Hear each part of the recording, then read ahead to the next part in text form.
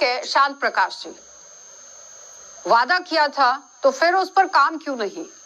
क्योंकि मंत्री कह रहे हैं कि मिल बैठकर बात होगी।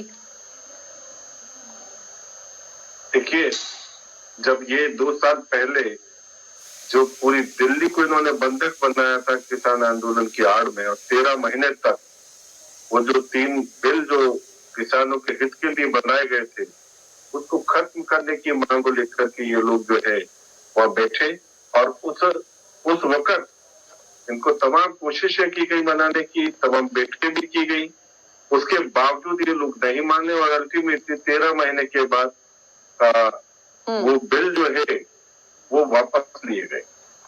स्वाभाविक बात है। लेकिन शांत प्रकाश जी, सवाल यहाँ पर यह है कि क्या एमएसपी कानून को लेकर सहमति बन सकती है? क्या ये मुमकिन है? उसके बाद इन्होंने एमएसपी की बात की।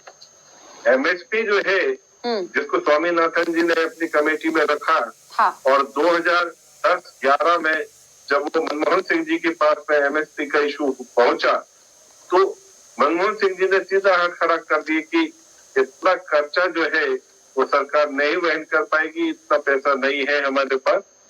तो उस वक्त कांग्रेस ने एमएसपी को बिल्कुल एक सिरे से नकार दिया। ठीक है, हम आज भी प्रकाश जी, क्यों आप लोगों की सहमति नहीं बन पा रही? वो कह रहे हैं कि हमारी तो सहमति बन रही थी। इनके पास तो जवाब ही नहीं है। 2010-11 में मनमोहन सिंह जी ने इसको ठंडे बस्ते में डाल दिया कि ये कह करके कि हमारे पास में पैसा नहीं है। उसी दौरान इन्होंने राफेल के लिए भी मना किया था कि राफेल हवाई जहाज डालने के लिए पैसा नहीं है। ये उस वक्त में गर्त में था, उस वक्त देश पैसे की मारामारी थी, और आज स्थिति बिल्कुल अलग है। आज अभी जिस तरीके से इन्होंने 71,000 करोड़ रुपया देने की बात कही, हमने 2,81,00,000 करोड़ रुपया जो है किसानों को दिया है, और 11 करोड़ जो किसान है वो उसके लाभार्थी है। लगातार हम उसको दे रहे हैं, अनवरत दे रहे हैं। कांग्रेस ने कुछ नहीं किया, उन्होंने तो कर्जा देकर के माफ किया। यहाँ पर तो व्यवस्था बना दी कि कर्जा लेने की आवश्यकता ही ना पड़े। अरे सिर्फ 3 मांगों को लेकर ही तो ज्यादातर फोकस किया जा रहा था। ऐसे तो बहुत सी मांगी गिनवाई जा रही है शांत प्रकाश जी, लेकिन 3 मांगों पर अड़े हुए हैं किसान। एमएसपी पर कानून बना दीजिए और सारी फसलों को एमएसपी के दौरान ला दीजिए, और मजदूरों का और किसानों का जितना भी कर्जा है उसे माफ कर दीजिए। 3 सवाल जिस पर बैठकों पर बैठकें हो रही हैं। अब इकबाल जी जरा जवाब दे दीजिए कि अपनी बात को रखने का क्या यही सही तरीका है? जिस तरह से पोकलेन लेकर पहुंच रहे हैं, जेसीबी लेकर पहुंच रहे हैं, हैवी मशीनरी लेकर पहुंच रहे हैं, इस तरह से होता है क्या? पीसफुली तरीके से नहीं हो सकता था? देखिए मैडम, मैं आपको बता दूं कि ये तो हमारे औजार है, किसान के खेती करने के हथियार है हमारे ये। और अगर हम यहाँ से लेके जाएंगे तो कहाँ लेके जाएं? बताओ, जब हम वहाँ बॉर्डर पे पड़े हैं तो अपने हथियार तो लेके जाएंगे ही। अरे पोकलेन कौन सा हथियार है भाई किसान का? पोकलेन कौन सा हथियार है? जेसीबी कौन सा हथियार है? बैरिकेटिंग्स को तोड़ने की कवायद है क्या वहाँ पर पूरी तरह से? मेरी बात सुनिए, जीसीबी से हम मट्टी उखाड़ने काम करते हैं, जीसीबी से अनेक हमारे कार्य होते हैं। तो मैं ये पूछना चाहता हूँ, जब एमएसपी पे बात हुई थी इनकी हमारी, तो ये एमएसपी क्यों नहीं दे रहे हमें? क्यों हमें धोखा दे रहे हैं, ये बताइए आप मुझे। अरे 3 साल हो गए इनसे मांगते हमें, क्या करना चाहते हैं बताइए मुझे।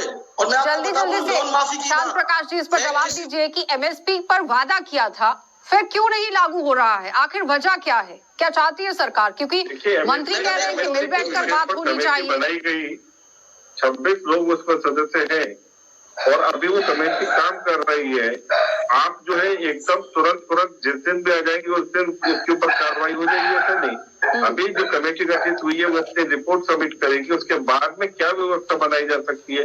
इसमें पूरा फंड मैनेजमेंट होता है, किस तरीके से फाइनेंस का जुगाड़ किया जाएगा, किस तरीके से उसका बंदोबस्त किया जाएगा, चीजों को देखना है। किसी ने आकर के मांगा एकदम नहीं दिया जाएगा। कल को जो है मांगने लग जाता है, कपड़ा बनाने वाला जो है वो श्रमिक मांगने लग जाए, वो इकट्ठा होकर के, या कोई और ठीक है शांत प्रकाश जी, श्रमिक जो है तैयार हो जाए और वो मांगने लग जाए और जाकर के चक्के जाम कर देंगे, ऐसे थोड़ी दिया जाता है। हर चीज की व्यवस्था देखी जाती है। सरकार अपने तरीके से बेहतर काम कर रही है, बेहतर से बेहतर इसका लाभ दिया जा रहा है। क्या काम कर रही है? बात और सुने, किसानों को गोली चलवा रही है। आपका जो आंदोलन है, जावेद जी जल्दी से अपनी बात रखिए प्लीज। अगर ये मैं योगेंद्र यादव का बयान देखे तो योगेंद्र यादव ने तो पहले के बयान में क्या कहा, उन्होंने ये कहा कि हमने तो ये कांग्रेस के लिए चुनाव लड़ने के लिए पिच तैयार की है। आज 2024 कांग्रेस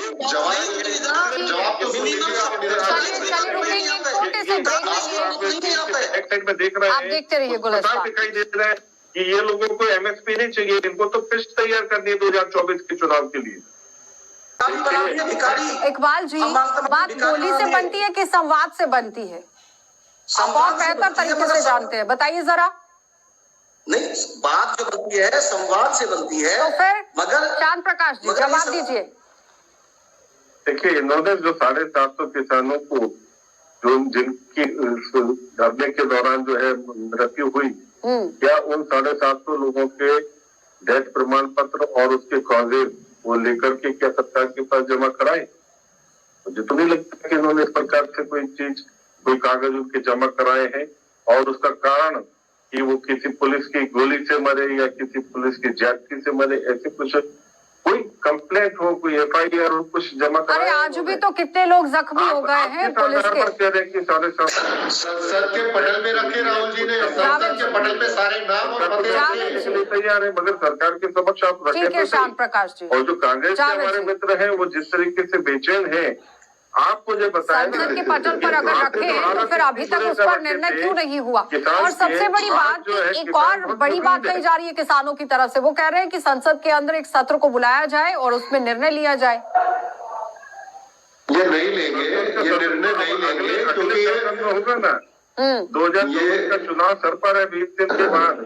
हाँ। उसके बाद में होगा चुनाव, क्या नाम है, संसद में सत्र। अब तो जावेद जी, संसद सत्र जो है वो तो चुनाव तो अब सर पर है, किस तरह से सत्र हो सकता है और कैसे हो सकता है जरा?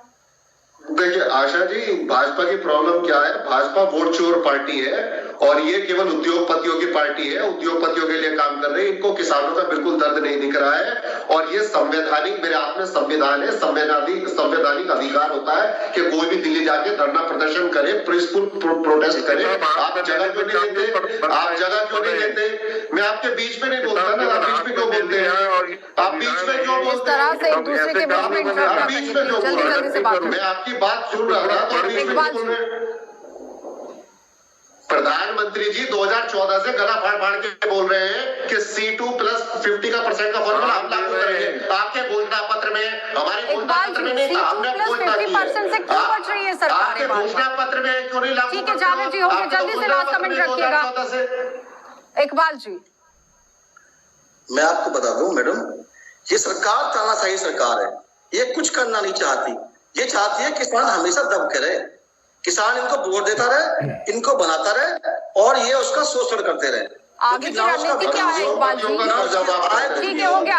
आगे की रणनीति क्या है इकबाल जी, जरा बता दीजिए। और आगे की रणनीति क्या रहेगी? क्या बैठकर बात करेंगे, इसी तरह से उपद्रव करेंगे? आदरणीय राकेश टिकैत साहब का ये आदेश है हमारे ऊपर कि 25, 26, 27 तारीख को हमारे ट्रैक्टर मार्च करेंगे गाजीपुर बॉर्डर की तरफ। गाजीपुर बॉर्डर से लेकर हरिद्वार तक ट्रैक्टर लगे पाएंगे अगर सहमति नहीं बनती है तो फिर ट्रैक्टर पर ही आप देखिए रैली का सिलसिला शुरू हो जाएगा। शांत प्रकाश जी जल्दी से रखिए बात। देखिए, ट्रैक्टर लेकर के आए या चाहे कुछ भी लेकर के, जेसीबी और पॉपुलर लेकर के आए, जिस तरीके से ये जिसको आंदोलन कह रहे हैं, आज हाईकोर्ट ने भी कहा कि आपको आंदोलन ही करना तो बसों में आओ। क्या पहले चौधरी चरण सिंह या राकेश टिकैत जी के पिता? चलिए, बहुत बहुत धन्यवाद शांत प्रकाश जी आपका जुड़ने के लिए, और साथ साथ यहाँ पर इकबाल जी आपका भी और जावेद जी आपका भी। तो फिलहाल किसान मार्च को लेकर ही बात हो रही थी, लेकिन आप देखिए सहमति बनती हुई नजर नहीं आ रही है। एक एक करके दिन जो है वो बढ़ते चले जा रहे हैं। अब देखना ये होगा कि 2 दिन के बाद किसान किस तरह से अपनी रणनीति बनाते हैं। आप देखते रहिए कार्यक्रम।